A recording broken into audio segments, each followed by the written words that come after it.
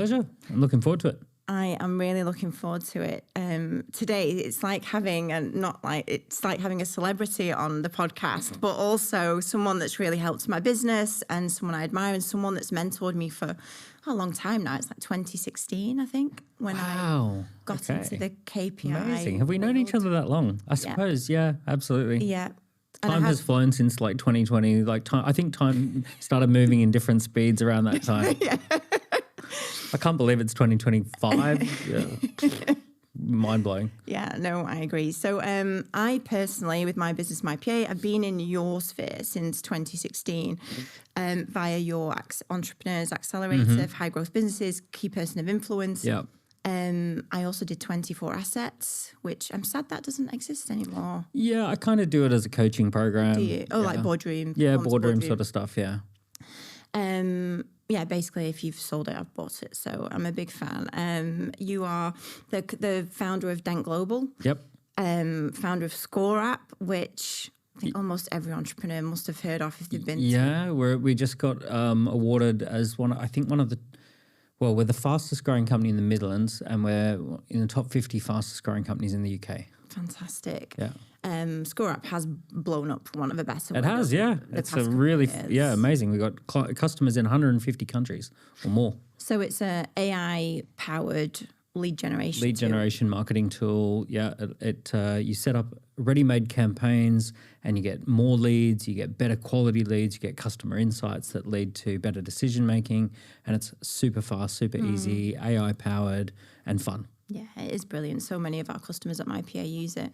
You're the author of 6 books. I am, yeah. All with methodologies, and basically you've done a lot of stuff. And I think on today's episode, I think if anybody was placed to really dive deep into how entrepreneurs can focus on the fun stuff, you've got the tools and the source to unpick it.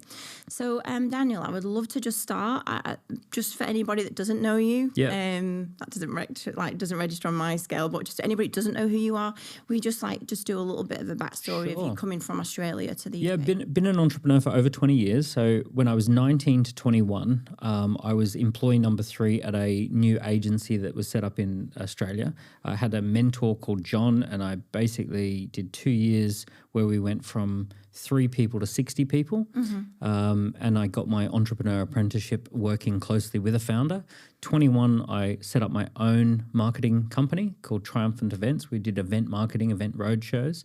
And that was a very fast growth business. So it went 0 to $1 million in its first year, and then 10.7 million worth of sales that wow. Yeah. And we were doing marketing roadshows, filling events, bums on seats, conferences, launching new innovative products, basically anything where we could create an event and just run it over and over and over again across different cities. So that's what we focused on, and that's what I did. And then expanded into London in 2026. And then in 2008, there was the financial crisis. A lot of our big contracts got pulled, and I had to do some soul searching. What do I want to do next? Went through the process of reflecting and thinking about the knowledge that I had, and I started understanding that through our experiences, we had developed intellectual property that we hadn't formalized. And I thought, I'm going to write a book called Key Person of Influence, which was all about the business model of being famous, or the business model of being a key person of influence in your industry. I'd been working with all these people for 10 years on stages and best-selling authors and putting them, on television and radio. So I kind of understood this business model of a personal brand-led business. And I wrote the book, Key Person of Influence, and then that kind of really took off in 2010. And then I launched the Entrepreneur Accelerator called Dent. And then since then, I've either bought or started, a lot of companies. So I currently have 8 different businesses. I also went on to write 6 books. Have 3 kids since then. A lot. A lot, yeah. I don't waste time. No. And that key person of influence, I feel, was very, like you were a really early adopter of that methodology. Because I only ever heard you talk about, and then Gary Vaynerchuk at a similar time. Yeah. In fact, before I went on Key Person of Influence, I was in the room in London when he, did the. Yeah, when I interviewed him. Yeah, exactly. In early days. Yeah. So Yeah, you're right. I was talking about personal brand and that sort of stuff in 2008 when Obama did the Obama campaign, Barack Obama everywhere. And I was saying that presidential elections are very good indicators of marketing trends. So Obama was the first social media president, and it was really important to get onto social media early. 2016 was the first data analytics presidential race, with famously with Cambridge Analytica being involved, and that's one of the reasons that I really started doubling down and creating Score App, which is data analytics for small business, and so we can learn a lot from elections. The most recent election was actually the podcast election. So Trump on Joe Rogan really tipped the balance. And it was not just Joe Rogan, it was dozens, I think 14 major podcasts that they did. And his team did a whole series of these podcasts, and it really made a difference. So a big tipping trend at the moment is long-form podcasts. So you're right on trend. Yes. So just I wanted to ask, back in the early days because if you were 20 and the first business that you was like 1 million in the first year and then went up to 10 million. Yeah. Is there a key thing that you pulled out from working with your mentor, John, that was one of the, like 1, 2 or 3 things that led to that? Because a lot of lessons that I still use today are the lessons I learned from John. So one of the interesting things with John is that the first thing he did at the very beginning of the year is he pulled out this massive yearly planner, a big physical cardboard board, and it had all the days of the year on it. And we mapped out our 12-month plan. So the first thing he did is he threw his holidays in. And he said, I'm going to be taking these holidays with family, so he just blocked those straight out. And that means that he's excited and he's looking forward to those holidays. And then he said, all right, this is what we're going to do week 1, week 2, week 3, week 4, right? And we just went through the entire year, took about half a day, and we mapped out and we planned all the marketing campaigns, all the delivery campaigns, all the different things that we were going to do throughout that year. So we did this big annual plan.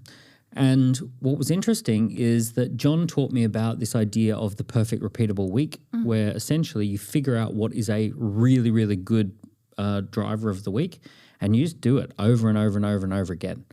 Now, I'd previously worked at McDonald's, and McDonald's is just 52 weeks of the year doing the same thing. Like they have the perfect shift, and you do the shift over and over again. A lot of repetition. I'd also worked with super famous celebrity speakers who everyone thinks is like doing these amazing moments in time. But when you tour with them, it's the same thing over and over and over again. So like you might have seen Gary Vaynerchuk with me interviewing him.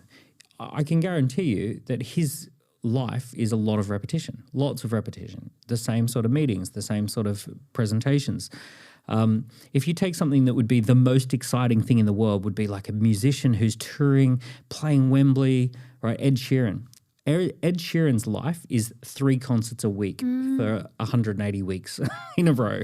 Like he's just doing the same concert, right? Set it up, deliver the concert, pack down onto the next city. Set it up, deliver the concert, pack down onto the next city, 2 or 3 times a week. So I really understood this idea of boredom and personal repeatable weeks. And you basically map out what is a perfect week, and you just repeat.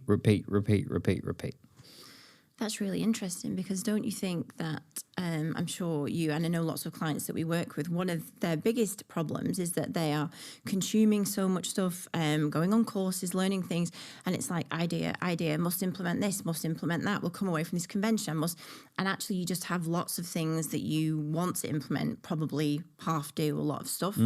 So like how would you position the repeatable weeks with also innovation and new ideas and not getting, overwhelmed with? So you start with whatever is your most high value activities, the highest things that move the needle, the most important macro activities, and you put those into the week and you build the week around that. And then you sharpen the saw and you sharpen it up. So think about like a comedian. A comedian will go on a tour and most of the show is already done, but then they try little things, little jokes, and they test, does that get a laugh? and then that one gets a good laugh, so it replaces one that didn't get a good laugh. And they refine and sharpen, and they just sharpen up and sharpen up. But, you know, people are looking for these massive moments of game-changing stuff, silver bullets. The silver bullet, unfortunately, the silver bullet with everything is repetition. It sucks, right? Wouldn't it be fun if it was something else that was way more fun? But the thing that sets you free is like high-value stuff repeated, and no one thing is either make or break. So if you think about a great restaurant, you know, they're doing all the right things most of the time. You look at someone who's really super fit in the gym. They go 4 times a week at the same time, and they do all the muscle groups, and they do the main things that we've all heard about, but they just do it over and over. Same with a great business. You're just picking the high value things. You're running good quality ads to good quality landing pages. You're capturing data. You're putting out quality media. You're building your audiences. You've got great marketing assets. Those marketing assets go to calls to action. You know, people buy. You look after your customers. You know, and you just kind of like repeat.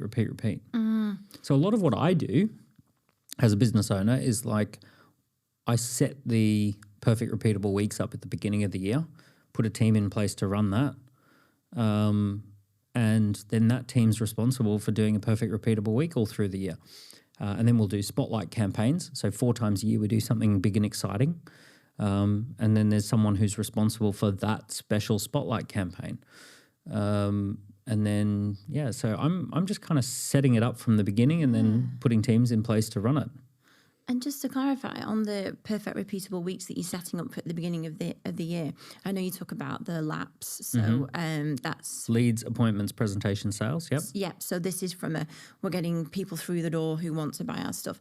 Are you also setting it up from a operational delivery point of view? Is it more focused on because I mean, I do think that most people's stress comes from not having enough people buying things, enough money coming in. It's just that flow is that's the confidence builder for me, that when you get that rolling.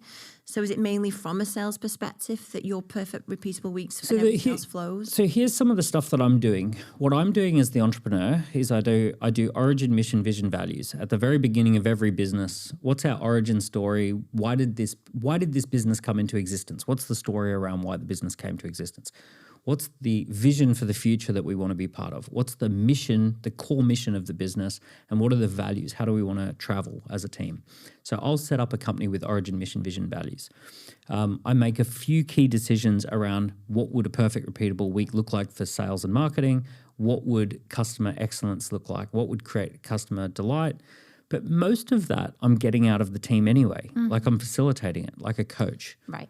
And I'm getting them to buy into that. Even to the point of origin, mission, vision, values, it's normally the founding team that's coming up with the way they want to say that.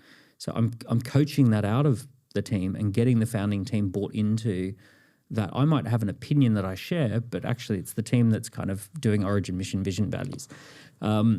Then it's the first sales and marketing team that's doing perfect repeatable week from a sales and marketing perspective, laps, and we're doing spotlight campaigns and big message. Like what's our big message? What's our perfect repeatable week? What's our quarterly spotlight?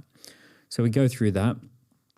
And then from a delivery perspective, what is it that causes people to feel delighted? What's the valuable intellectual property? What gets delivered? What are the deliverables?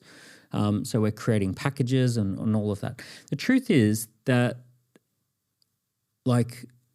I'm not a very good operator of any business, so I just bring in operators. I'm also probably not even necessarily the best sales and marketing person anymore. So we bring in sales and marketing people. Yeah. So I guess what I am good at is just bringing teams together and setting them in the right direction and letting them get on with it. And the ultimate vision. Yeah, that's really interesting, because I do feel like a lot of business owners, that when you talk about coaching the teams, because a lot of business owners might be like, well, we're doing this and we're doing it like that, and it's more of a we are doing this than getting the team really harnessed behind something exciting and and getting them excited, getting them pumped, and mobilizing resources. So I'm good at raising money. If we need money, I'm good at getting my hands on money. I'm great at first customers, getting those first 100 customers through the door through presentation skills and telling a good story as to why this business exists and why they should get involved. So I'm good at just kind of setting things off in motion. Yeah. And then I also don't care very much. So I don't get obsessive about any of the details. If I notice that the dashboard says that something's heading in the wrong direction, I'll say, hey, look, it looks like that's heading in the wrong direction. You guys better fix it. And there's almost for me personally, there's a little bit of it's easier for me to start a new business than to fix this one. So don't screw it up or else we might close it down. But, I hand accountability to the team. If they screw it up, it's on them. I'm going to coach you, I'm going to help you, and I'll be a resource to the team. But ultimately, it's your business to succeed with. It's your, this is your project that you're going to run with. It's super easy for me to go buy another company rather than fix a broken one. So don't mess it. No, that's a weird thing to. No, I don't think it's weird at all. I think it's unusual in that I don't think many people approach business in that way. And we just had a mini conversation prior to this where I said, I think for you, knowing you since 2016 and watching, it is a real rise in all of your businesses and audience and attention that you have now. It seems pretty effortless. And while I don't want that to sound glib, because I know there's so much hard work and stuff that happens behind the scenes to get that in place, it feels effortless. It seems effortless. And you said, yeah, actually, it's a lot of fun. Yeah, it's a lot of fun. I also, it's interesting because who I compare myself with makes me feel like it's effortless in the sense that my grandfather was a riot policeman in Jerusalem. So his life was breaking up fights in Jerusalem. My other grandfather worked in a factory where they manufactured cable, and they had to get raw plastics and raw copper and turn it into cable. And, he sliced his finger off at one point and sparks flew into his eyes, and then he needed glasses for the rest of his life.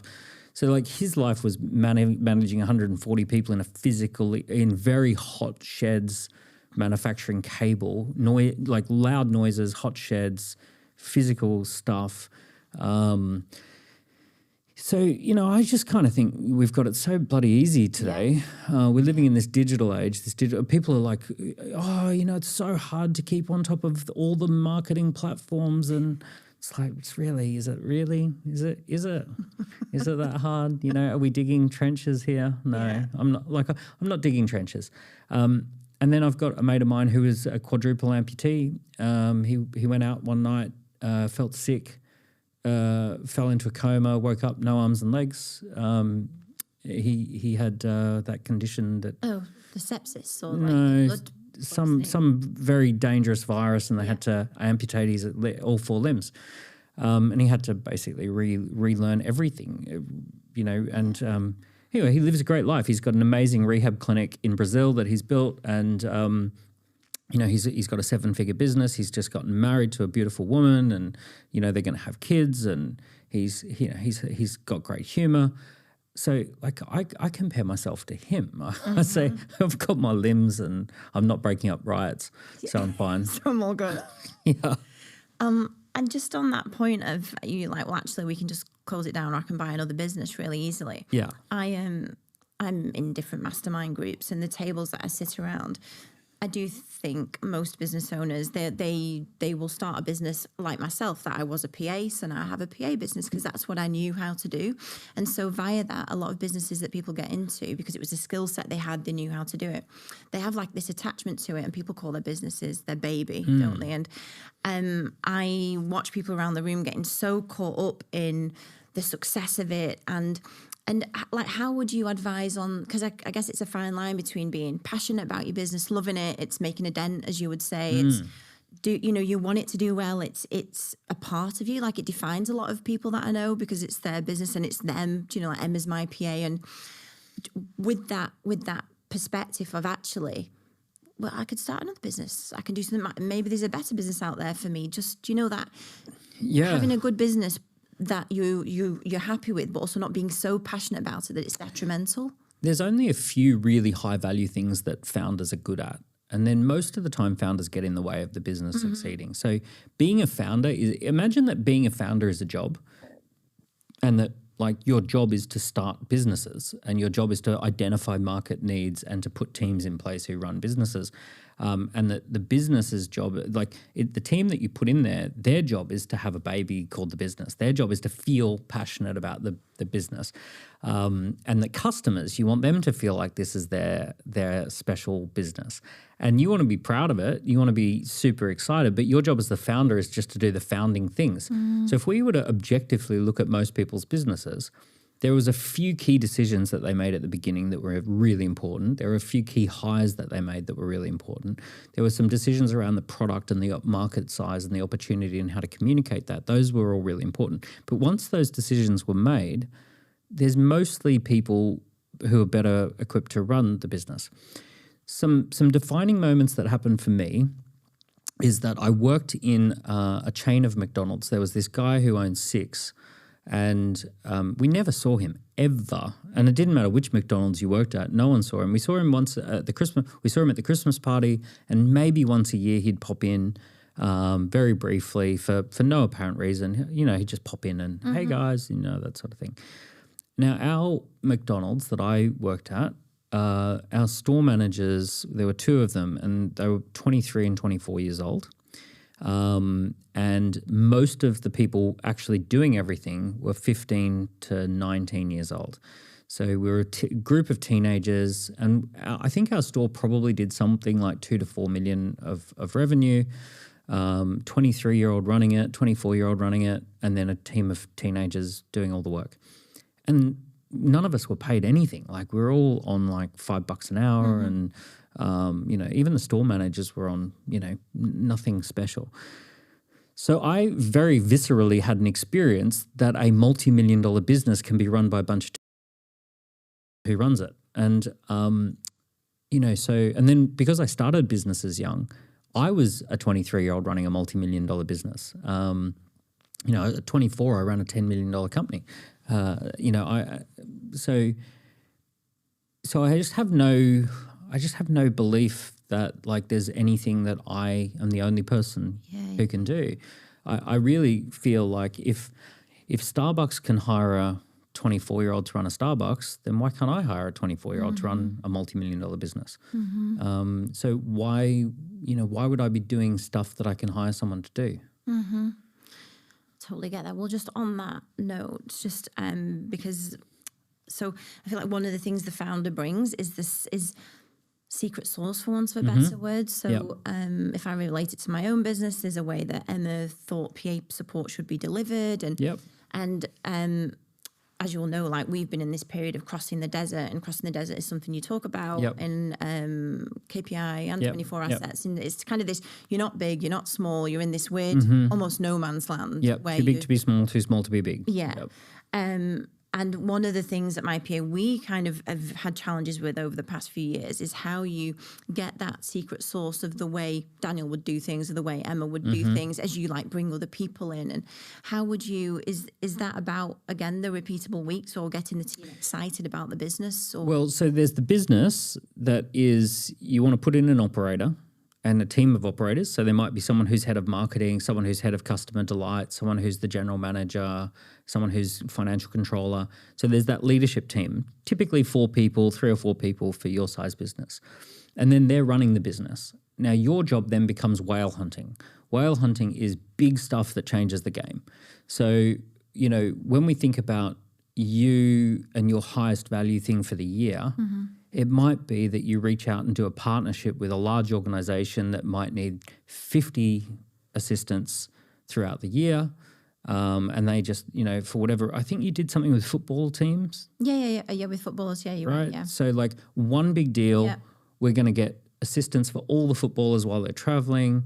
Right, so that's one deal that is a game-changing deal, and that's a big logo that we can throw on the business. And then it's like, okay, there's going to be 6 of those for the year, one every couple of months.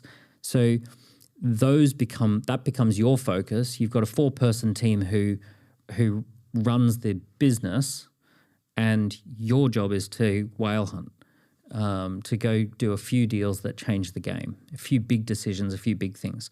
It's very important that you get out of the physical office. That Really? you get out of the, you want to get out of the chats, you want to get out of the physical office, or if you're in there, you just sit silently and just can glance at it and that's it. As in, like, you can see the chat, but you don't want to be physically around, you know, because when you're physically around, then they just throw everything over to you because it's safer. So one of the keys for my business is working is I'm just not physically there very much. I'm physically doing other things, which is, hey, I'm always available if something goes wrong, and I'll come flying in and do whatever I can to help. But I'm busy. I'm doing other things. So get on with running the business. Show me the dashboards. Hit your targets. If you can't hit your targets, I'm going to have to replace you. Well, it's true, isn't it, right? Yeah. If you can't hit the targets, I have to replace you. And if the business goes to shit, I'm going to have to get rid of the business. So, you know, there's the thing. Is that? Yeah. And you'd be surprised. Like I've bought businesses that are doing $300,000 or $400,000 a year, and then I've done nothing, and then next thing you know, they're doing 1.5. You know, But is that down to also just the methodology of KPI? yeah, a little bit of that.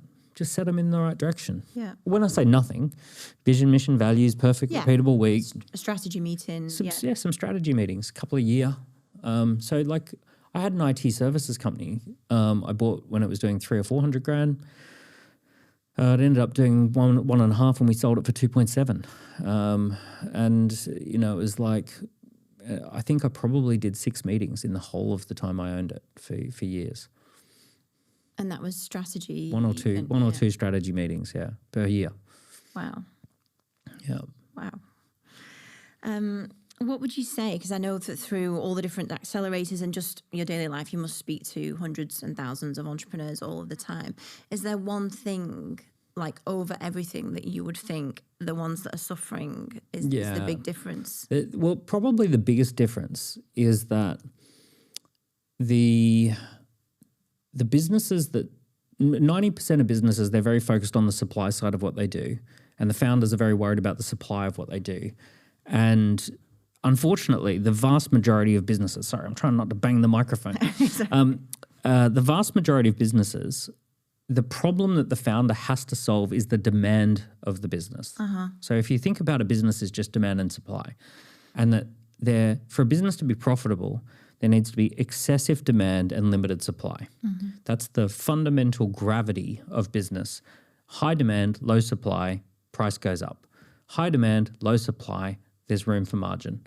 High supply, low demand, you're going to make losses. The business is going to shrink. So it's as simple as that.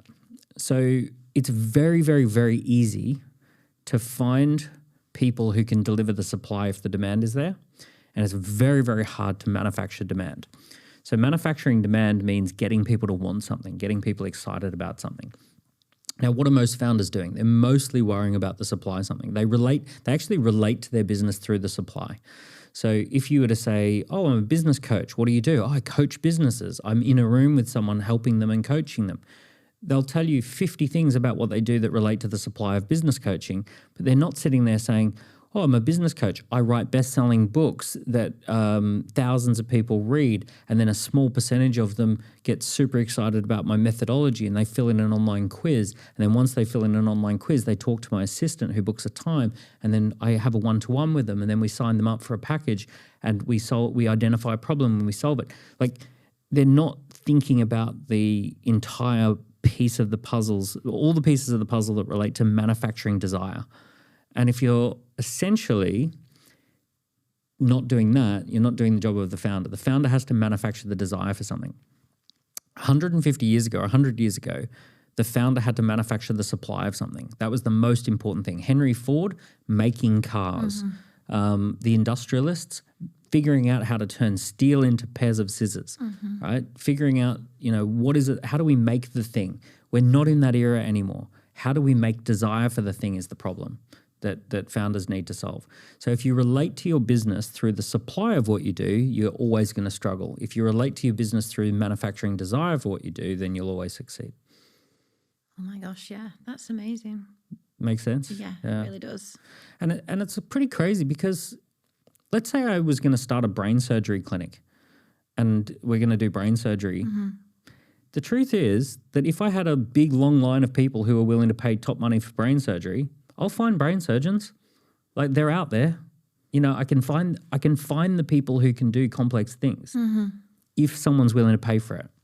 If I can get a steady stream of people willing to pay for something, I can find the people who can do the thing. Yeah, everything, as you say, everything else flows downstream from there. Yeah.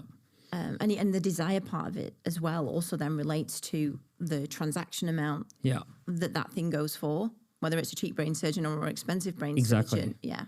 And manufacturing desire, we have to treat it like manufacturing anything. So if you were to manufacture a car, let's say Henry Ford, we could zoom in on Henry Ford. He's building a production line and it starts with like, you know, this piece and then that piece goes to there. So it's like a Lego set. You know, every single thing is thought out. What do we do? In what order? How does it work? And you're just putting all this thought and detail into the most efficient way of taking parts and turning them into things that people, you know, that deliver a thing. So you're manufacturing a tiny little set of parts into a much more complex thing, and it's a production line. Now, manufacturing desire is the same. You have to find what is the starting point of the desire. So what is the first little frustration that your customer notices? How do you turn that frustration into an understanding of what the broader problem is? How do you help the customer to diagnose their issue, diagnose their problem? How do you show them social proof that other people have solved this many times before, that it's solvable? How do you show them that your company is a leading company for doing this? So these are all the little pieces and all the parts that we've got to manufacture. Some of it might be that we need to add in an ingredient called We've Won Awards. Some of it might be we need to add an ingredient called testimonials from other customers. Sometimes it might be that we have to have an easy way for them to signal interest without it feeling too risky, right? So these are all the manufactured little components, and then how do you string them into a sequence so that a tiny little frustration that someone has becomes them feeling comfortable. Oh, you know what? I get frustrated booking my own holidays. Actually, if I had an assistant, then I would want that, right? Then that would solve that. And it would solve all these other problems too. And look, people like me have assistants. Okay. And people like me go to this company. Okay, great. Now I understand. That's where I need to, that's the answer. Yeah. So what are founders doing wrong? Founders are focusing on all the running of the business. You should be getting someone who previously ran a Starbucks. By the way, the best people to run businesses, they used to run a Starbucks, they used to run a pub, they used to run a nightclub or a McDonald's, a coffee shop maybe. Any of those people can run most businesses. Because they are used to... If you can run a nightclub, you can run anything. Okay. People are drunk, razor-thin margins, late nights, people hooking up on premises, all the crazy shit. Yeah. Everything. So if you can be the general manager of a nightclub, you can run any business. Yeah, okay. You know, because a general manager of a nightclub is reordering stock. They're constantly hiring people. Someone just doesn't turn up for a shift. They're solving that problem. Someone's thrown up down the stairs. Okay, we need to solve that. Yeah. Right? So if they can run a nightclub, if previous general manager of a nightclub, a restaurant, coffee shops, to that degree, they can pretty much run anything. The woman who runs Dent now, her previous business, she was general manager of this insane business. When I heard about what she used to do, I just thought, well, you're clearly going to be the person who can do anything. So she ran a business that they worked with schools to do ski trips. Right. 300 students onto an airplane, onto buses, out to the ski fields, jackets, gloves, skis, right? It already sounds complex. Ski lessons, back onto the bus, like 3 or 4 days in the snow, back here. Now we go on the airplanes. Little Johnny left his glove on the lift. We got to track down the glove. Sarah's scarf is on the bus, right? Oh, we got to find the scarf, right? And then back on the plane, back home. Yeah. And they do that every damn week. Week in, week out. I'm like, if you can do that, you could, like, isn't it? Like, this is going to be easy. yeah, that sounds like pure hell. To me, that's the seventh realm of hell. It's like, I'm out. So yeah, I mean, she's going to love working at my business because it's not that complicated. And B, I'm never going to have to worry about a thing. Yeah, totally. And if I just go back a couple of steps when you were talking about the desire piece, because one of the things that I learned from you that I'd never heard anywhere else was this idea of the wait list. Yeah. And I just think it's going to be a really useful thing that for anybody that doesn't really understand the premise of it, getting that kind of, you just said before, somebody to register interest without feeling like I'm having to buy or like, no, I'm interested, tell me more. Just because that might be really useful for some people. Yeah. Yeah, if you could just walk through that. One of the principles for manufacturing desire or building desire is make it really easy for people to signal interest without having to commit. So we call this market for signals, not sales. Right. Marketing for sales basically means I've got this thing that you have to part with money for. You've probably never dealt with us before. Now you've got to get your credit card out and pay for something. So this is a very stressful situation for a customer. This is a high-risk situation. Even if it's 10 quid, 20 quid, think about just going into a new bakery, going into a new coffee shop. It's like, I hope they're good. I hope it's like a £3 purchase or a £5 purchase. But you still have those thoughts of like, I wonder if they're any good and, they're a new bakery here. I might try them out. You might walk past it 10 times before you go in and buy a loaf of bread from a new bakery. So there's this whole thing that customers just do not like committing to stuff, no matter how small. They don't like purchasing from companies they don't know very well. So you got to make it super easy to just signal interest without any risk. So one of the best tools, especially with a new business, is join the wait list. So join the wait list is name and email, answer a couple of questions. So for example, this year we came up with the idea to use AI to help people to write a book. So for every 1,000 people who start writing a book, only 3% finish, 97% failure rate. Now, businesses are built on unmet needs. So if you think about the definition of an unmet need is I want to do something that I can't do. So one of the things we know is that people want to write a book, but 97% chance that they'll fail, even when they're not even that they desire it, that they've even begun the process and they fail. So 97% who start fail. So it's a massive unmet need. So we said, actually, AI can do a lot of heavy lifting for authors. It can do a lot of heavy lifting in writing a book. It can really guide you through a process without writing any of the words. It can actually guide you. The AI can actually guide you through the process of writing a book. So we said, we're going to build an AI tool. But we're not going to build anything if people don't want this. So we launched the waiting list. And we said, we're going to build an AI tool that doesn't write a book for you, but it guides you through the writing process. It's going to be like having an editor. It's going to be like having a writing assistant, a research assistant, all packaged into one. If you're interested in that, join the waiting list. So I did one post on LinkedIn and 750 people joined the waiting list. Wow. Yeah, we were expecting 100, 150. Yeah. And 750 people said, yeah, I want that. So part of joining the waiting list is they had to give us their name and email address and answer 5 questions. And the questions were like, what have you tried that hasn't worked? What's your biggest frustration or fear? What is it that you hope to achieve? And how much is a fair price to pay? What was really weird is that the fair price to pay was way higher than we thought. Yeah, so we were thinking of launching this for $29 a month. Right. And the most frequent price, the price that came out was $59 a month. So double, right? So basically, and that was market driven. $59 a month is what people said was the fair price to pay for all of what we were going to offer. So so with 750 people on the waiting list, expecting 150, we thought, okay, well that way we can launch this.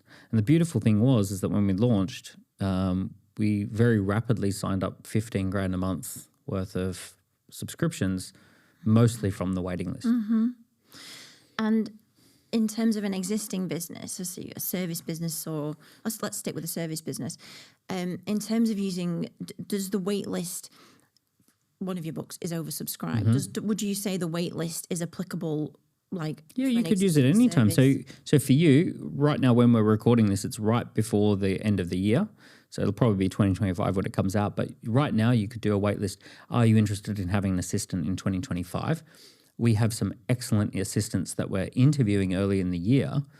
If you're interested in having an assistant and you want a really great one, join the waiting list so that we can start interviewing and keep you in mind. Or you could do that at any time. You could say, in the next month or so, we're going to be interviewing some excellent candidates as assistants with great experience. If you're interested in having an assistant, join the waiting list, tell us your needs, and we'll keep you in mind when we're interviewing, and we'll come back if we've got someone who's the right fit. So that way they can back out. It's no non-commit. Make sure you put it on the landing page, no commitment. This does not mean that you're on the hook for anything. It's just an expression of interest. Yeah. And then the third thing, which I think about in my mind with the Score app, is your original use of it, which I feel like kind of spawned Score app, which was the KPI, the self-assessment. Yeah. So if you could just explain a little bit, because I think that's just super useful for a lot of businesses it's kind of gives somebody something from the business almost for free, doesn't it? Like a score, a grading. So a self-assessment is where a customer can first identify and diagnose whether they need your product at all, right? And they rate this not in relationship to your product, they rate this in relationship to the outcome that they're trying to get. So if I did the personal brand assessment, are you ready to build a bigger personal brand in the year ahead? Answer 40 questions to see if you've got what it takes to build a bigger personal brand. People can answer questions and then they get a score and it says, well, your core intellectual property is strong, but your pitch is weak and you haven't published enough stuff, and starts diagnosing and they go, oh man, now I need all these things. I want this outcome. So I could do a score. Are you ready to get a better golf handicap? Right? Or we could flip it. We could do, are you making one of the 7 deadly sins of golfing that reduces your ability to stay on par? Yeah. So you can do the killers, the sins, the mistakes. You can do the outcomes. You can do the best practices, the principles. Are you following best practices for this? You can do, are you ready? Are you ready to have an assistant? Are you ready to free up your time by having a personal assistant? Are you ready to have an executive assistant? Would you be better off having a personal or an executive assistant? Answer the question to see what kind of assistant would suit you best. There are 4 types of assistants who can help you with 4 types of things in your life. Answer this question to figure out which one is best fit for you. So that's a best fit type scorecard. So scorecards could tell customers, they can self-assess, do I need this thing? Which one would I choose? Have I got a problem that needs solving? Have I got an outcome that I could get to with help? So these are the types of things that customers wrestle with. Now, what most businesses wrestle with is not at all what customers are thinking about. So businesses are always thinking about, well, put it a different way. Most businesses are always forgetting what it's like not to know. They're forgetting what it's like to be a customer who doesn't actually know what it's like. Oh, yeah, so true. So let's pretend that you've got this problem.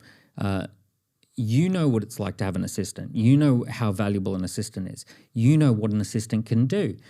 You know what problems can be solved, what outcomes can be delivered, what value can be unlocked. And you know the types of people who that's best for. That's the world that you operate in. That's the water you're swimming in every day. But for the person who's never had an assistant, they have no idea. They don't know if they need one. They don't know. They sit there and go, oh, this could cost me a fortune and no benefit whatsoever. What do I get, right? Or what would they even do? Like a lot of people freak out thinking, oh, if I had an assistant, I wouldn't have anything for them to do. Yeah. It's like, are you kidding? There's 1,000 things they could be doing for you. So you could even do like a virtual checklist, which is, what would your assistant do? Answer this question, or how many hours could an assistant free up for you each week? Answer this question. Answer 30 questions, and we will identify how many hours you should be having an assistant freeing up your time. And, do you check your own emails? Do you book your own flights? Do you do this? Do you do this? How often do you do this? How often do you do that? Oh, we can free up 18 hours a week. With an assistant can take 18 hours a week back and free you up to do the most high value things, that only you can do. So you could, so essentially what you're doing with the self-assessment is you're remembering what it's like not to know. Yeah. You're remembering what it's like to be at the beginning of the journey. Yeah. And you're giving people some self-assessment tools so that they can figure out the value. People used to talk to you about this. They used to pick up the phone and have a conversation. They don't do that anymore. They never will ever again. So if you don't give people self-assessment tools that they can do online, they'll find them somewhere else. When I was a teenager, I bought a guitar. And the first thing I thought, I want to get a guitar, so I'll go to the guitar shop and talk to the guitar expert. That never happens anymore. What people do is they go online and they watch videos and they do all this. And then at the very last minute, they go and they talk to someone, maybe. Yeah. 9 times out of 10, they'll just buy online. Yeah. So if you don't give people ways for them to self-assess and self-diagnose and self-check it, like all of that sort of stuff, then people are going to do their research elsewhere and you're not going to get the sale. Yeah. Yeah. Totally. Just on that, one of the things that really sticks in my head that I learned from you is when I first started doing content, when we were doing the profile, the P profile, and it was when you said everybody stood on a mountain of value, because it's almost like you don't see it because you're right on top of it. And some of the content that I've done that I think is pretty basic knowledge gets the most response because, oh wow, yeah, I didn't realize like what you think is so obvious is not. And I think a lot of people they get in their own way with that because they think, what am I going to talk about? But like, if you're an accountant, all the things you could talk about, I have no idea about. Yeah, but they totally. just think it's obvious. Go look at the comments in YouTube videos. People ask the dumbest stuff. Like, if you look at any video, like if you look at the videos I've put out, I always think I'm breaking it down really simply. And then I look at the comments and people are like, oh, you said to like get in a car, but how would I open the car door? And it's like, you said that I should eat food every day, but like, what if I pick up the food and it's too hot? Yeah. Oh, you don't use your hands. Oh, well then what would I use? Oh, wow, a knife and fork, right? And you're like, dude, how are you alive? Oh my God, I was at an AI event last year and you could put questions on a piece of paper and it was Nigel Bottrell, he was like opening the questions and one of them was, what is the URL for ChatGPT? How do I get into it? And I just like, oh, I'm sorry. I'm just throwing that away. Like, if you can't, like, please just, if you can't even find that. Yeah, and it's like, have you ever used Google? What is the URL for Google.com? What is a URL? What is, So, just business owners shouldn't forget that what they think is very, very simple. Yeah, now those are general things. Now imagine when we get specific. So, like, there is, if, we're having a laugh about it, but genuinely take your business, people who could, there are people I meet all the time whose personal income is over 150,000 a year and they don't have an assistant. And I'm like, are you doing all this stuff yourself? And they're like, yeah, I'm really stressed and I've got all these opportunities that are slipping through my hands. I'm like, you don't have an assistant. Like, did you just spend like an hour and a half like booking a travel thing? Like, I haven't done that in 20 years. Like, are you crazy? Yeah, so tell me about that. Is it literally, because again, just prior to this, we had a little chat and I know you've had Susie for such a long time, but when did you first get an assistant? On day one of my first business, I think. Yeah. Certainly, I can't remember 20 years ago whether like exactly, but when I first moved to London, like I arrived within 2 weeks, I had an assistant. It was one of the very first things I ever did. So Joey was my first assistant in London. So basically, I arrived through a random friend of a friend. I put it out there. I need an assistant, someone who's been living in London a bit longer than I have. I had no money. I was starting everything on a credit card. But the very first thing I did was get an assistant. Yeah. And is that something you learned from John? The mentor? John's wife Connie, he worked hand in glove with John, and the two of them worked really well. So I don't think John had an assistant, but John and Connie like were getting stuff done together as a team. And I think he eventually ended up with an assistant, Amy. Yeah, so he within the first year he had an assistant who was working on this stuff. I ended up with an assistant in my first business, a guy called Nick, and then like once you've had an assistant for a while, you just can't even imagine how you would even function without an assistant. So like if I was down to my last, let's say I lost absolutely everything except for like a credit card and I've got to start a new business, pretty much first hire as an assistant, second one's a salesperson, third one's an operator.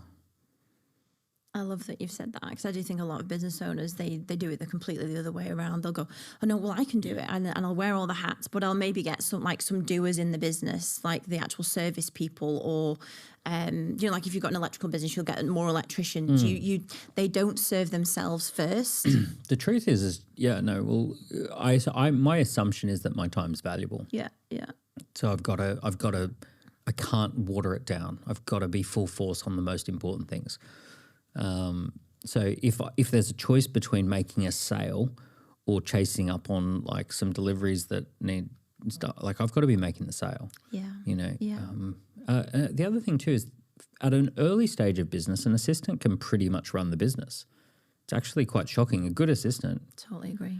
So like Joey, my first assistant, ended up running the business right up to about $1 million of revenue, where pretty much everything ran through Joey. Mm-hmm. Now she had my authority on most things. Yeah. But she had the company credit card. She had, she knew what everyone's job was and everything. She was actually the boss. Even now, Susie, my assistant, she's pretty much the boss. She's telling me where to be, not the other way around. So my life pretty much runs through Susie, and Susie figures out what's the most high value stuff for me to be doing and then just sticks it in the diary. And then once it's in the diary, I'm just turning up. And a lot of the time I wake up and go, what am I up to today? Or the night before. And like my wife will say, what are you up to this week? I have no idea actually. Oh, I'm off to Dubai. So stupid. Yeah. But basically, Susie knows what's a high value opportunity, and then she makes sure that that's what my diary's full of. Mm-hmm. And the way you've just phrased all of that is beautiful. In that, I think some people think of they think of a virtual assistant or a PA or employed, whatever the title you want to have, as just more like you say, chasing up on the deliveries, doing the travel. Mm-hmm. Like they might just think it's giving them tasks and then waiting for the next task, and that's not at all what a really good PA is about. It's about saying, Daniel, right, we need to get this done. So for me, in the early stages of business with Nick and in the early stages with Joey, it was me saying, can you do this? Can you do this? Can you do this? I need this. But almost a second pair of hands, and someone who can just get like, okay, we know roughly what this is. Can you carry that out and get that done? But then very rapidly, especially with Joey and Susie, it just very rapidly evolved to, all right, you be the grown-up in the room. Tell me what I need to be doing. I'm going to be doing these things, and then you bring me into whatever you think I need to be in on. Yeah. I've always had assistants who are more grown-up than I am. That's a good rule. Yeah. Smarter than I am, more grown-up. Yeah. Yeah. And, in terms of Susie knowing what is high priority, like just for anybody working with an assistant or thinking about getting one, how do you have, does she know what the big... Yep. She knows exactly what the goals are. Big goals, what companies are we trying to build and sell, what companies are we raising money for, what would a big game-changing partnership look like? Now, we talk about, like, where do we want to be 12 months from now? And Susie has shares in some of the companies as well. So she will regularly joke. She'll be like, I've got you doing this week because that'll move the needle on my shares. Yeah. Yeah.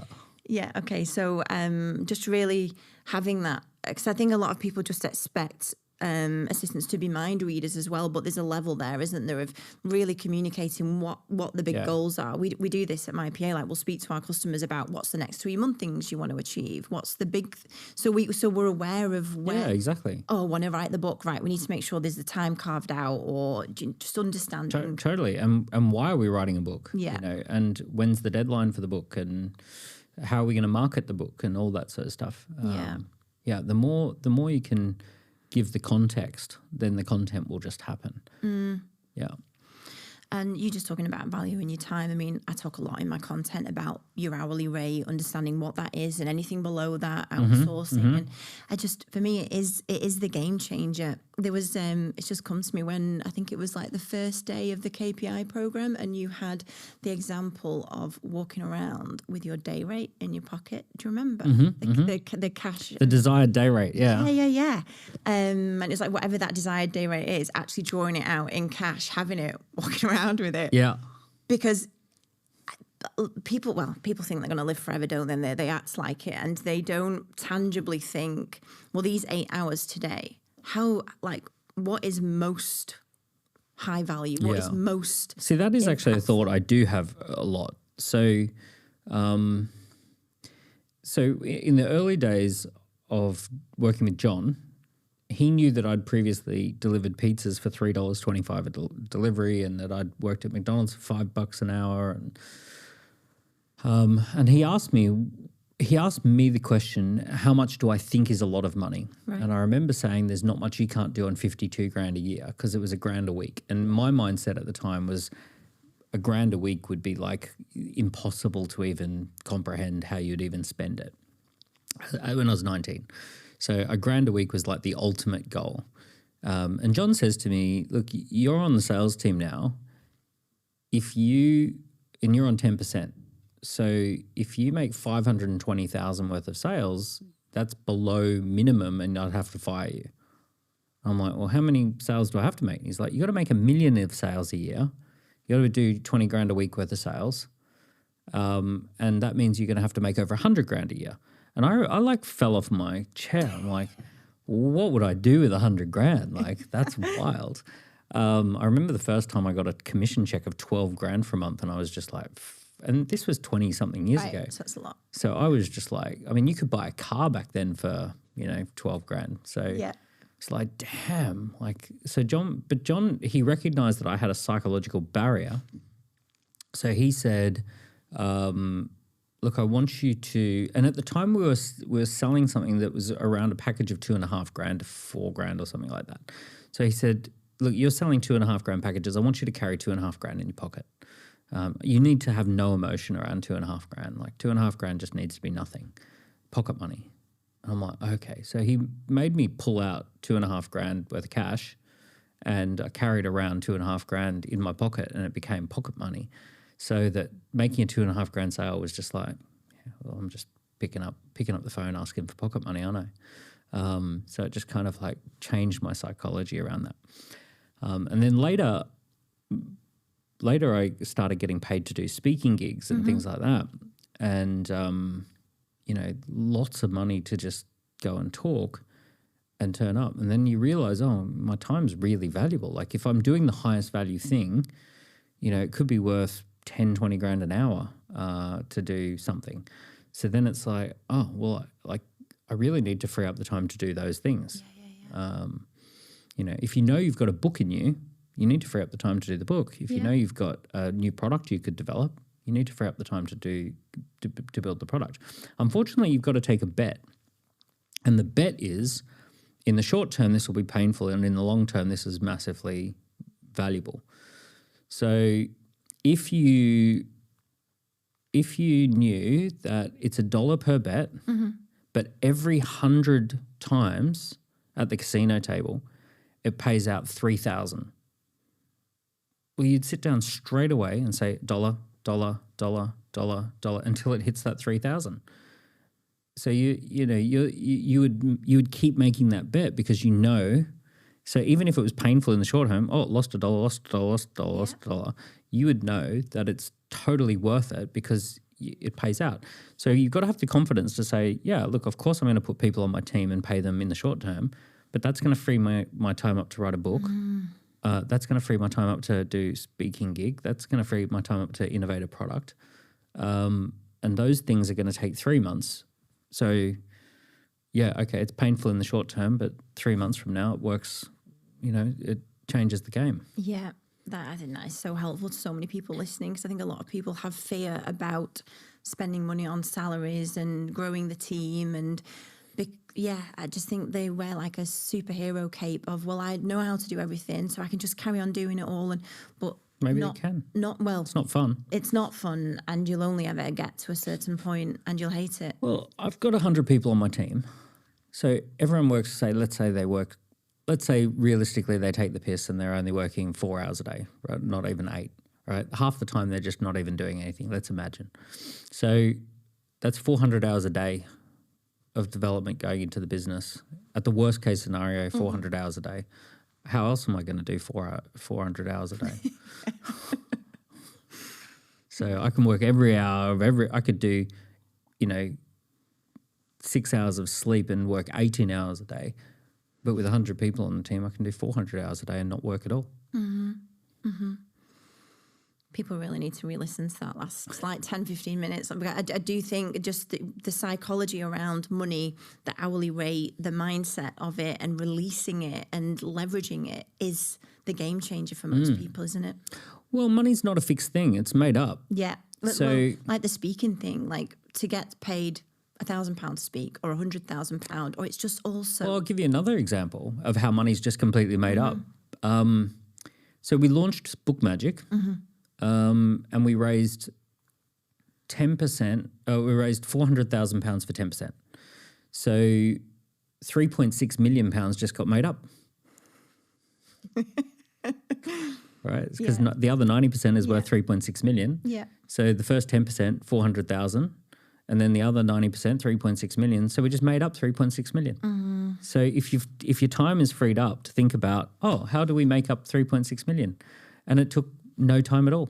Really? So you just make up 3.6 million. Yeah.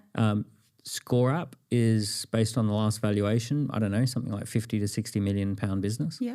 And we wouldn't sell it for that. Like it'll be £100 million business. It's just made up. We just made it up. So you need to free up time to make up stuff. There's no fixed money's in a digital economy. There's no fixed amount of money. Yeah. You just make up shit. So whereas if you're a hunter-gatherer and you kill a buffalo, well, then there's a real buffalo and you have to fight for how much you're going to get. But that's not the world we live in. In the digital world, you just go, let's just make up a new idea, make up a new company, and let's put a value on it, and let's sell off some of the shares and raise some money and hire a team, and you just make it up. Yeah. And I know you say so often that it is literally the greatest time on earth to be an entrepreneur. It's the greatest time on earth to be alive. There's no other time. You jump on a plane. Like, here's this crazy thing about the times we live in. Right now at Heathrow, there are airplanes sitting sitting there, and if I want to get on one, I just get on one. They've just got an airplane waiting for me. Right? If I want to get in a car, I just go, car, boop, and a car pulls up. Yeah, yeah. And it's like there's literally cars circling the block right now on the off chance I might need one. Yeah. If I want food, I want some, Thai food, boom, and Thai food will arrive. Yeah. It's the craziest time to be alive. No other time in history. And you want to want to make $1 million business, go talk to some angel investors, sell 10% for $100,000, and now you got $1 million. Boop. So, it's a crazy time to be alive. And it is. It's only because we now live in a time where intellectual property is valuable, and intellectual property is just formalized ideas. You formalize your ideas, and that's the thing that's now the most valuable commodity on the planet. So, crystallized ideas. So all you have to do is have some time to have some crystallized ideas, and then you can make up Get some free time and it's ridiculous. And I just want to ask you about this. It is an exciting time, and there's a lot of tech and AI and software available that even if you are a solopreneur, you can create an amazing business now, can't you, with all of the tools available? And I think it was 2 years ago, it was when ChatGPT was first released. you did it was in the Christmas holidays. I don't know if you remember, they'd just come out with the first OpenAI release, and you did a session on it, talk like with all of the use cases. Gosh, it's changed so much now. I think this was 2 years ago at Christmas time. So I know that didn't you get an actual university expert into Score App? Yeah. Help with the AI. Professor Andy Pardo, yeah. I guess what I want to ask you is, we kind of joked earlier that like, there's a lot of tech. Is there really? It's not that hard. There's a lot of AI opportunities. And for a lot of business owners, they'll almost think like, gosh, where do I even start? And I just wondered if you had any advice, because I know I've seen so many of your Instagram posts saying, guys, if you... there is a business here, there is a new business here to create with AI, and by 2030 you might be regretting that you've missed the boat. You'll massively regret it. Well, so if we went back not that long ago, Steve Jobs comes out with the iPhone and he says, we're launching the App Store. Anyone who wants to stick an app on the App Store, you can. And then it'll be in everyone's hands. And then you've just created a totally new type of product that is available to everyone through the App Store.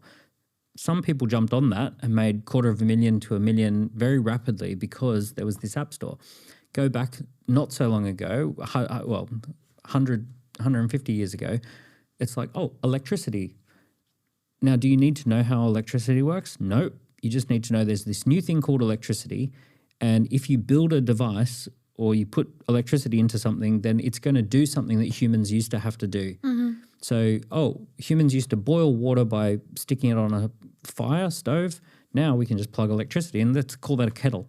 Okay, there's a whole kettle industry. It's a multi-billion-dollar opportunity, right? And there's going to be thousands of companies that make kettles. People used to do hand washing of clothes. We're going to create washing machines. People used to turn on lights with gas or oil. Now we'll create light bulbs. So, and then light bulbs create a new opportunity. It's like, we can put light bulbs in all sorts of things. Yeah. So when there's these new general purpose technologies, you don't have to know how they work. You just need to know that they do work and that you can plug them into stuff. So the way AI works is that it's a language generator. So anything that could benefit from having language added to it automatically is going to be an interesting opportunity that AI will take on. So what is a lawyer? A lawyer is someone who listens to ideas and then creates a new language called legal speak. Yeah.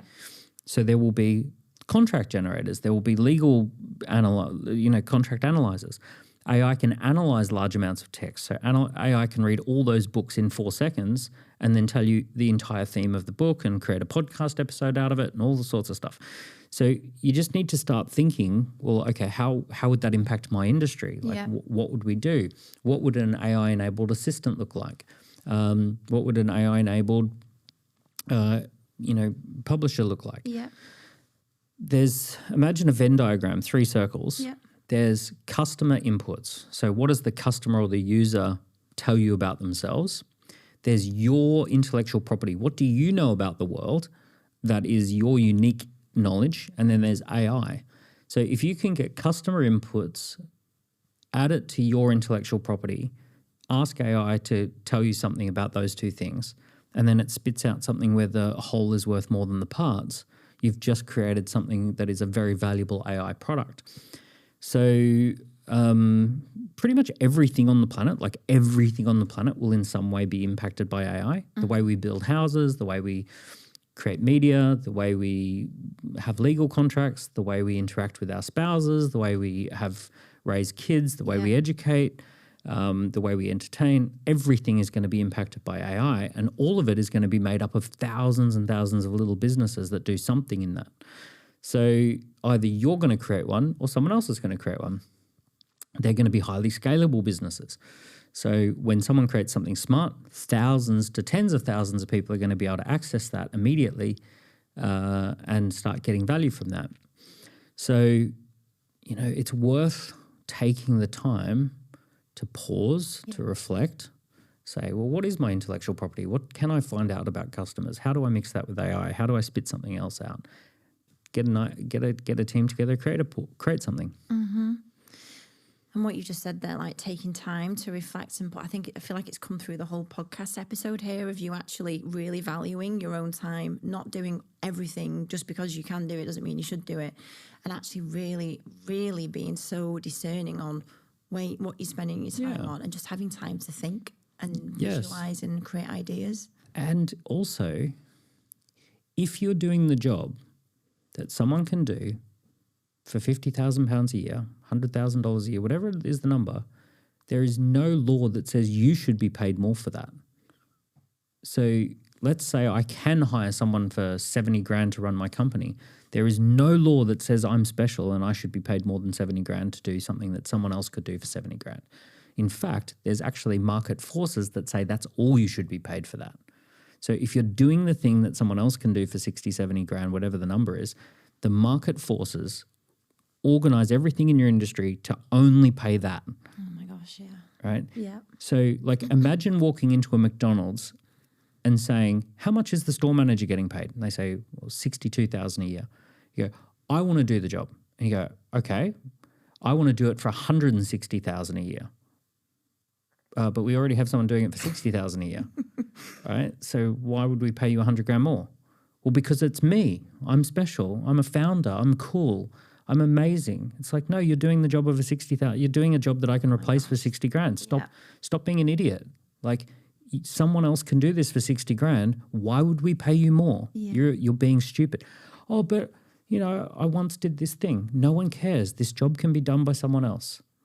So most entrepreneurs are doing that in their own business. They're walking into their own business. They could hire someone to do this thing for 60 grand and they're going, but I'm special. I started the company. I'm so amazing. It's like, okay. No one cares. Market forces don't care about that. That is me. That is the most brilliant analogy. It really is. I just want to talk to you as well because you've got all of these businesses and you've also got 3 children, family. And I just wanted to touch on that. And I feel like I already, from everything you've said about how discerning you are with your time, kind of understand where this is going. But I said to you before the podcast that everything seems quite effortless. I just wanted to know how you manage from a time perspective your family life and being a dad and a husband and the other roles you have outside of being Daniel Priestley, the person that's on podcasts and teaching lots of entrepreneurs. How do you make sure that you have time for both or that you're happy in both places? Well, I just outsource it. I've got a man who comes in and deals with my wife and I've got... I'm just kidding. Same philosophy. If you can get someone else to be your husband for your wife... That's maybe a business. Maybe my wife would love that. Look, I take my kids to school in the morning. We do date nights, all of that sort of stuff. You know, those are the big important things as well. You got to think about what are the high value things that are important and prioritize those. You know, so date nights and priority to to be there, have those hang time moments that aren't rushed with the kids, where we're just all hanging out. Yeah. I almost feel like you don't overthink anything too much or you don't get too hung up on, would you say that's fair to say? I feel like you're quite pragmatic about this is work. I need to get people to do these things so that I'm free to do the good stuff, go home. That's it. Do good stuff. That's it. And the most important thing is, for me, people say about, oh, my business is my baby. Once I had actual kids, it's like, stupid. It's not even on the same scale. Yeah. You know, my babies are my babies. My kids are my kids. So, you know, the most important thing I can be spending time on is kids and family. And just on that baby bit, because I hear so many business owners say, my business is my baby. And they are very, very scared of what happens if it doesn't work. And felt like, how do you, I'm assuming at some points things haven't worked out quite, maybe a project or something hasn't flown. Like, how do you think about the prospect of failure in a business, or do you ever think about it? Yeah, well, I just assume it'll happen. Most businesses are going to be an opportunity for a certain amount of time, and then the market opportunity might change, might get disrupted, might have to do something else. So the way I deal with it is have multiple businesses on the go at any given time. It'll surprise you which one takes off. Sometimes they go in a year of stagnation. They just don't do anything. They don't grow. And then the next year something clicks and they go, brrr. So like one of my businesses Probably did 2 years of just going sideways, and then it's just doubled in the last 12 months. Really? And it was just a few little changes that eventually evolved and emerged, and struggling, and then click. But it's not my only business, so I've got I've got a business that's in fast growth, and I got another business that's a bit flat. It's fine. It's kind of like having a bit of a stock portfolio. One's always flying, and you can exit that one for a lot of money, and then put a bit of tension on the one that was struggling, or sell it, get rid of it. Yeah. Because I've sold businesses as well, and there's some businesses that I think are coming to the end of what I can do with them, so I'm going to sell them. There was actually a couple of businesses that I own like 20-30% of. And I just wasn't adding a lot of value, and they weren't at a point where I could really sell it. And I just gave the shares back to the business partners. I said, look, I'm not adding a lot of value at the moment. Have the shares back. And they're like, really? And I'm like, yeah, it's fine. It's worth more to have no pressure and just do something else that I can add a lot of value to. I'm just like, I'm not doing a lot here. They're like, oh, but you did. And it's like, yeah, but it's too soon to sell. It's causing blockage. All good. Yeah. I absolutely love your. It's optimistic. Sounds very like twee, but it's for me. You have a view on life that just everything's possible. So this isn't quite working. It's not a big having to detach this from your personality and like Daniel is Den or Daniel is key person of influence. It's just like, well, this is great. This is working well. It's just, and it seems to me like because of your view on business and being able to start a new project, you're flowing through life or flowing through business more easily because you're not hung up on. That's true, yeah. And I just expect that life changes fast. Yeah. And the world we're in is fast change. That's it. So, don't cling to the rocks. Just go with it. Go with it. If the business has run its course, great. It provided an adventure. Draw a line under it. Do you want to change it? Do you want to start a new one? Do you want to hand it off to someone else who might do a better job of it? Yeah.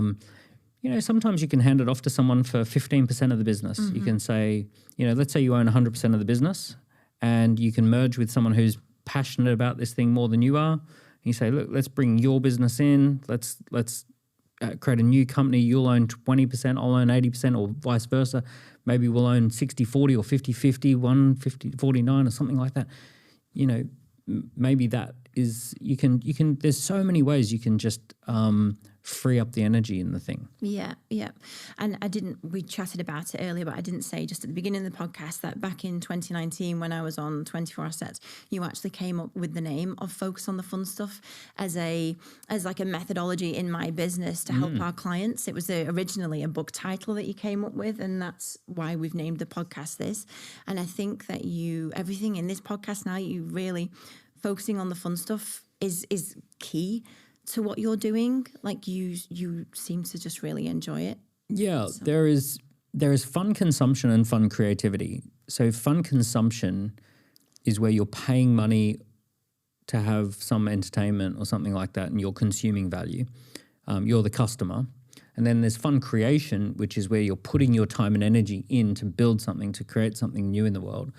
And there's almost an inbuilt nervous system trigger that if you're having fun and you're genuinely drawn to something, there's probably a high chance, provided it's creation, not consumption, provided you're creating something and it's fun, there's a really good chance that that's high value work, that you're actually doing something that's very high value. So for example, when I'm speaking in front of a big audience, I'm really enjoying that and having fun turning up and doing that talk. There's a very good chance that's adding a lot of value, and it tends to be the case. If I'm going on a podcast, it's a lot of good fun. It tends to be that is actually adding value. If I'm creating a marketing campaign and it's lots of fun coming up with what we need to do, if I'm leading a team meeting and it's flowing and it's feeling fun, if I'm delivering something for something I know someone else could be doing, it's not special, it's not like I've done it hundreds of times, I just haven't replaced it, I'm clinging to it, it feels constrictive, it feels hard, It doesn't feel fun. I roll my eyes when I see it in my diary, and I'm like, oh, it's probably not. It's probably time to just outsource that. I just made me think that a couple of weeks ago I saw on your Instagram you had it wasn't about how much money you wanted to earn, but what your happy diary was. That's when you're happiest when you have like a couple of meetings and then you have time to create or do the things you want to work on. That's when you're happiest in terms of creating that fun, happy week. Well, money's pretty irrelevant if you're earning lots of money or you have lots of money, but your diary's torture. So like people talk about, how much money do you need in order to be happy? It's got very little to do with how much money. Well, it's got something to do with how much money you have, but mostly it's how your diary ends up. Because I personally like to do 2 or 3 high value things a day and not much else. So leading a meeting for a couple of hours could be a high value thing. Doing a podcast could be a high value thing. Happy to do something like that in the morning, something like that in the afternoon, meet up with a contact for lunch. Maybe that's 3 things. But for me, I can sustain that for indefinitely at this particular phase of my life. There was a different phase of life where a happy diary was roll out of bed, work till 11 p.m. at night. Do 60, 70 hours a week, kick the doors down. That was like be on the phones there was a time where first sales meeting at 7:30 a.m. for breakfast, final sales meeting wrapping up at 11, and I would be like, that's a good day. Right? So it's like, damn, and how, we've really I've crammed as much into that day as possible. So it's like finding the diary finding what your perfect diary looks like, and that's going to have a lot more bearing on happiness. I know people who've got 100 million net worth, and their reality of their life is not happy. They're just going from one thing to the next thing to the next thing to the next thing. They're constantly feeling spread too thin. Feel anxious that they're going to drop balls. They feel anxious they're going to lose it. Feel anxious that they're not being the right husband or father. So it's, you can have a lot of money and not feel good about it. I totally get that. Daniel, thank you so much for today. It has been a masterclass. I feel like we could put a price on this podcast episode. There's so much good stuff in there. I just wanted to ask, if people don't know about you and want to know more about you. So you are Daniel Priestley on all social media platforms. Yeah, there's all these books. There's all of these books as well. And Score App, you have... Get a free account on Score App. Yeah, try Score App out. So all of our intellectual property around marketing campaigns and lead generation and manufacturing demand, all of that is built into Score App automatically. There are things that are built into Score App that most people don't even know are happening. So on the surface, they set up a Score App account and they set up a marketing campaign. Little do they realize that there's all these things happening under the surface of that they didn't even have to think about. They're just magically there doing work. Manufacturing desire, manufacturing demand for what it is that you do. Amazing. Thank you so, so much for today, Daniel. My pleasure.